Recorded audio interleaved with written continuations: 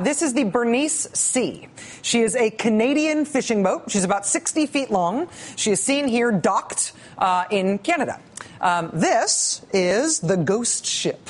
Did you hear about this week? The Ghost Ship. Now, it is also a fishing vessel, a much bigger one. It's about 3 times the size of the Bernice C. The Ghost Ship is a Japanese ship. As you can see here, it's old, it's a little beat up. And a little bit more than a year ago, this ship was essentially heading toward the scrap heap. It was at this port in Japan. That's marked there on the map up in northeastern Japan. It was essentially just tied up there at port with nobody using it because it was going to be sent to scrap. It was going to be cut down and turned into scrap metal. So it was already decommissioned as a ship. It was already kind of halfway on its way to being junk. But then in March of last year, Japan had its giant earthquake, which of course triggered a giant tsunami. And in that tidal wave disaster, the Ghost Ship slipped its moorings. And along with 5 million other tons of debris that washed off the coast of Japan in the tsunami, the Ghost Ship ended up out in the Pacific Ocean on its own, with no crew, no controls, no lights. It's just been drifting around in the Pacific Ocean on its own for a year. Now, the problem with this Ghost Ship floating around out there, I mean, yeah, the ocean is big, but there's a chance that it could run aground somewhere. There's a chance that as it floated through busy shipping lanes with no lights or communications equipment, that somebody might hit the Ghost Ship. It's kind of like space junk, except it's in the ocean. It is a 160-foot chunk of rusting, ghosty steel space junk. And this is when it becomes really, really fun to be in the United States Coast Guard. I mean, think about it, right? An unmanned runaway ship just floating around in the ocean. You can see where this is going, right? Target practice time.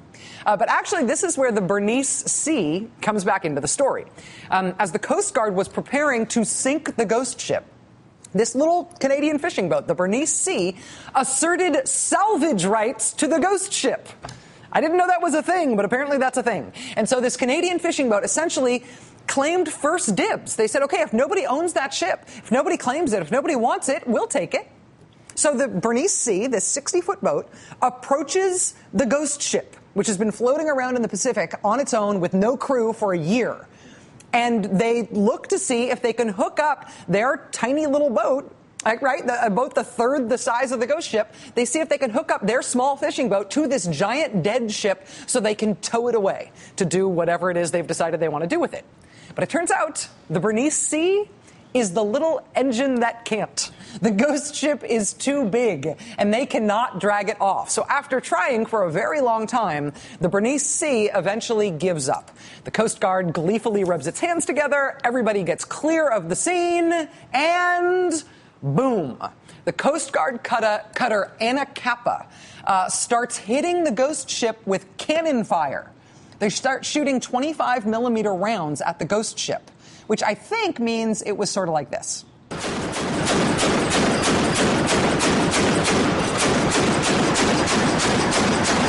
That, I think, is what they were shooting at the Ghost Ship first to try to sink it. And according to the Associated Press, a few hours later, when the Ghost Ship still had not sunk, they then started using ammo twice that size. It apparently took about 4 hours of shooting stuff at this abandoned ship. But finally, glug, glug, glug, it sunk. 180 miles off the Alaska coast in water more than a mile deep. The Ghost Ship is no more.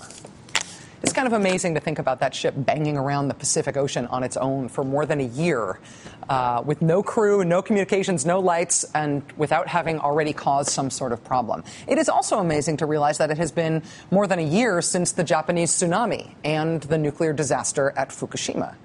But there is recent reporting out within the past week about how the Fukushima part of that Japanese disaster actually isn't even over now.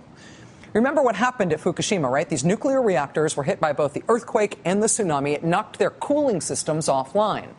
So even though the reactors shut down, their super hot radioactive fuel inside the reactors, it was no longer being kept cool by the massive amounts of water that usually circulates to keep the fuel both cool and safe. I mean, you need water both to keep the fuel from overheating, acts as an insulator, but also to act as a shield for the radiation from the fuel. In the first early days of the Fukushima meltdown, you'll remember, the explosions, right? The helicopter water drops, the terrifying visuals about how damaged these reactors were, right? The disaster happened in March. It was not until December that Japanese officials finally said that the Fukushima reactors had essentially been brought under control. They said they were in December, they said they were in safe shutdown.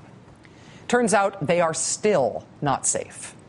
A week ago, the company that owns Fukushima sent workers in hazmat suits into this reactor, into reactor 2. All 4 of the reactors have trouble, but they went into this one.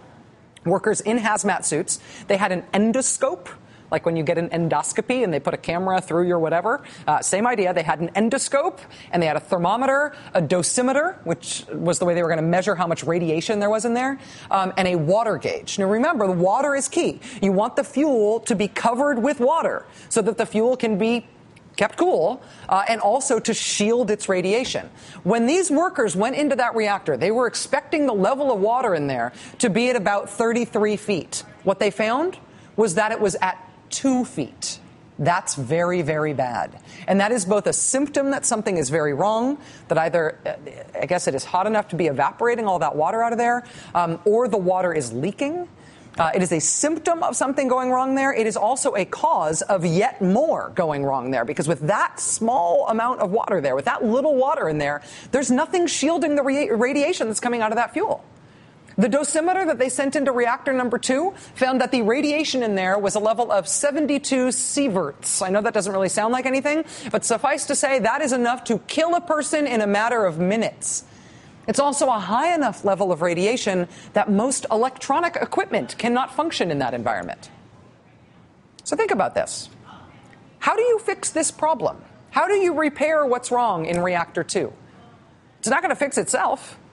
Human beings cannot get near enough to this problem and live long enough to fix the problem. We can't even send robot remote-controlled things in there to fix the problem either, because it's too radioactive even for electronics. We humans can build a nuclear reactor, but when a nuclear reactor goes bad like this, we humans cannot fix the problem. At least we don't know how to yet. The current plan at Fukushima to try to stop what is still, a year later, an ongoing and worsening disaster, the current plan is to try to invent something new that doesn't exist yet that might be able to work in this environment. An executive at the power company told the New York Times this week, quote, with levels of radiation extremely high, we would need to develop equipment that can tolerate high radiation. The thing that does not exist that can allow us to even try to fix this problem. The thing that we can imagine might be useful to fix this problem, we're going to have to invent. We're going to have to try to invent something while the problem gets worse and worse and worse. It is beyond human capability. And the really bad news is that this apparently is the good news. Reactor number 2, the one they went into, that's in the best shape.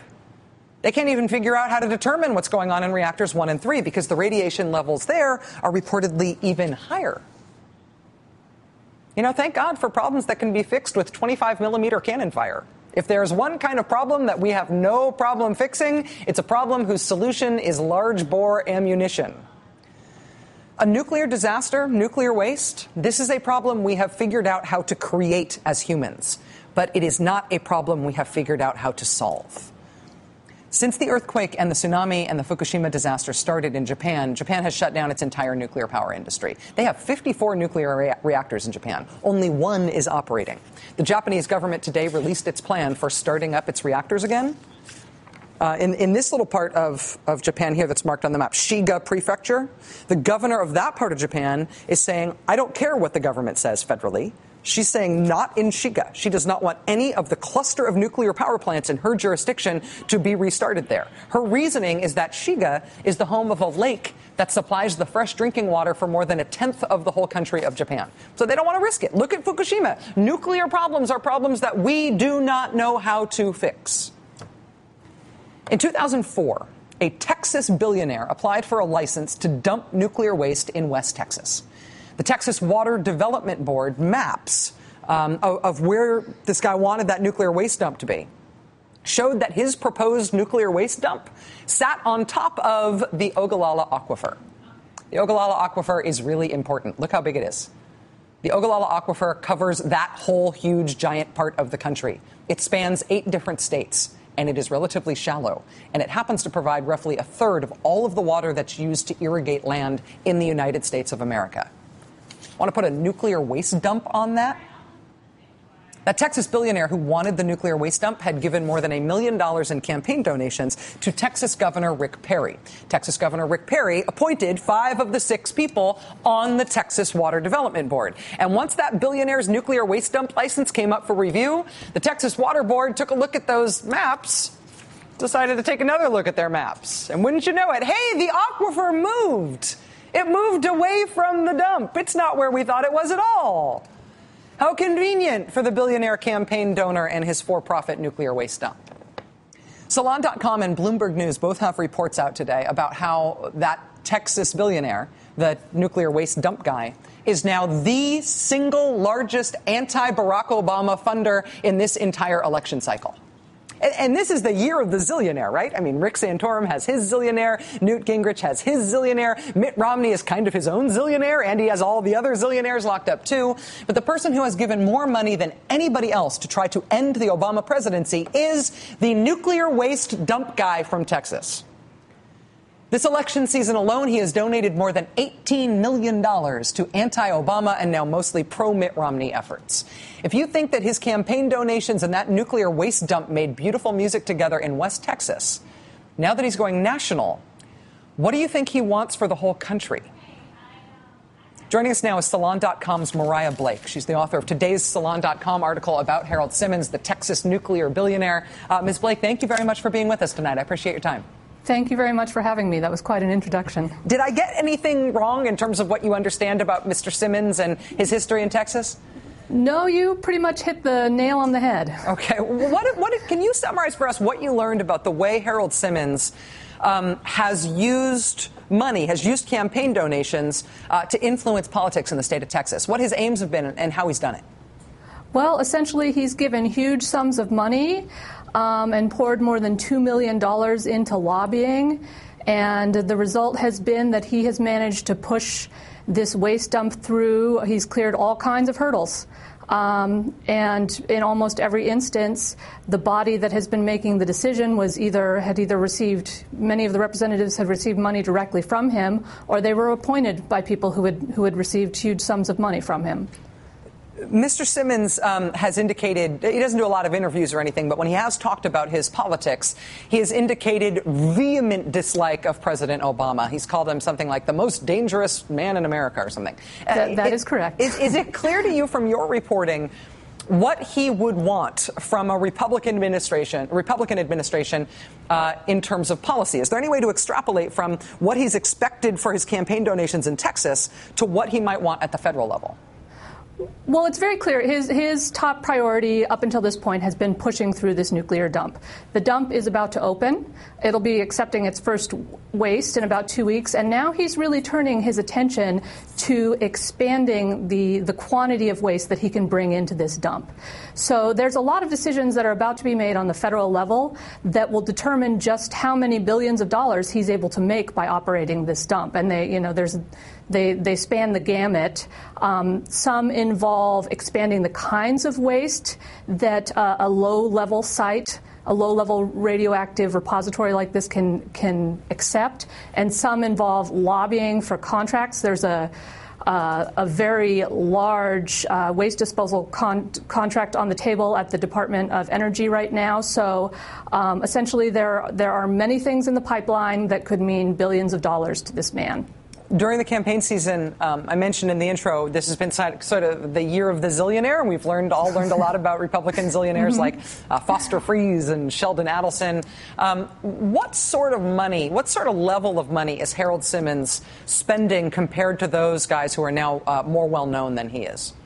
He is, at this point, he has outspent everybody. So he has sunk about $18 million into Republican super PACs or conservative super PACs, and he says he intends to sink another $18 million in before the end of this election cycle. So this is a man who has given tons of money to conservative politicians over the years, but what he's saying he's going to give this year will actually outstrip what he's given in the rest of his career combined. And in terms of how he's going to spend it, as we shift into the general election campaign, most of the money that he has spent this year has been through Karl Rove's sort of dark money super PACs. Is that how we expect Harold Simmons to make his mark on the campaign? He'll essentially underwrite the whole Karl Rove operation? You know, it's hard to anticipate how he will function. It may be that once there is a clear front runner, he will give more money to that clear front runner. He has also given large sums to all of the leading Republican candidates. So this is a man, unlike the other leading super PAC donors, this is a man who spreads his money around. He's giving to everybody. He appears to be hedging his bets somewhat. Hedging his bets only on Republicans, though. It's only not, on Republicans, yes. I hear you. Mariah he's Blake, given very little to Democrats over the years. I've seen there is a stray donation here and there to an anti-environment Democrat when he can find one. I'm noticing his records today. Yes. But in terms of the presidential race, you're absolutely right. Mariah Blake, contributor at Salon.com. Thank you very much for your reporting. Thanks for talking to us about it tonight. Appreciate it. Thank you very much for having me. All right. The chairman of the Republican Party has dismissed the Republican Party's relationship with women as a war on caterpillars, which led us to create the greatest graphic we've ever created in the history of the show. Coming up, the very, very, very angry caterpillar. Stick around.